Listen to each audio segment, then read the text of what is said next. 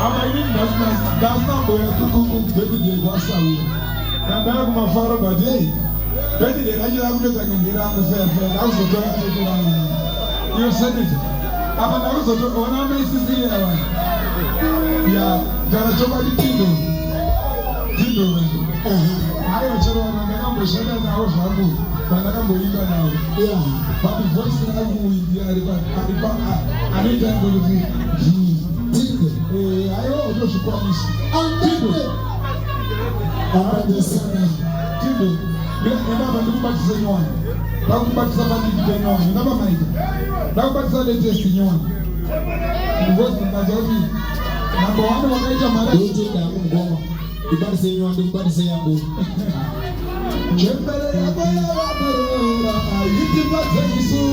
I see you never.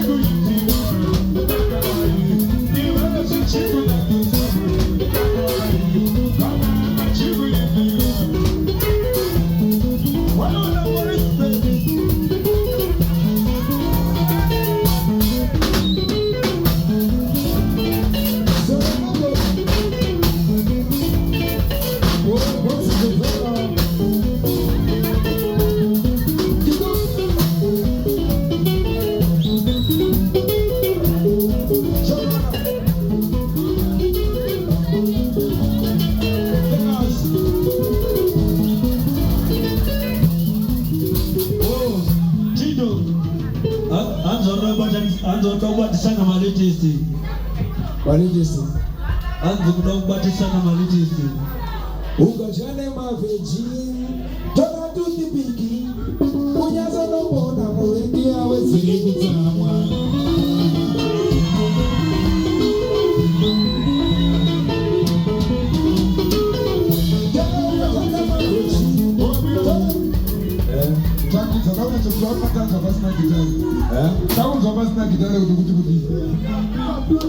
Ugajane maveji, toka tutipiki. Ona mumengi yawe zilibu sana. Halo shimba people. Sorry. Oh, sorry. Ola kwa mvuzwangu. Mvuzwangu asomu hivi kwa mwili ya kwa kwasha. Kwa kwasha wangu. Kwa kwasha sebena. Msa yetu na mbele kesho. Kwa mambo. Na hivi kwa choba ni mvuzwangu ndio wangu au mimi kwa sisi ni mambo na masomo nje kwamba sisi Zabuno mjifunga kana mchikiwa za mjinga mwili tu mimi wa dhambi sisi ina mwenga kuzifai kutoka mahali kana kufulia watu chinja dara pindure ya ndinoona sekuti pakunyora masomo zako zvinoendera newo unoswira nawo nezvinoswira zvichiitika nezuro ndikufona baby baba wasvika here ndasvika uri papi pachike nini yemuchembutu ndikati kwagutu Savuga tukashesha kunyoreva.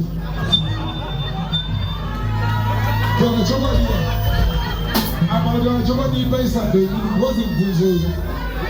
Ini ndio zuri ndio gaudi. Timu hii Elene timu inozo ndarika unaenda kwa Sanja.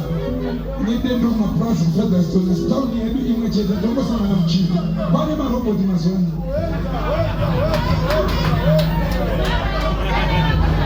System ndio kunaenda sasa itafute usimarile. Saka hapa nyote maoni na zita mafuta kaita kubeli. Kile ndio kuna shukumara hivi. Chat kile mchukumara hivi.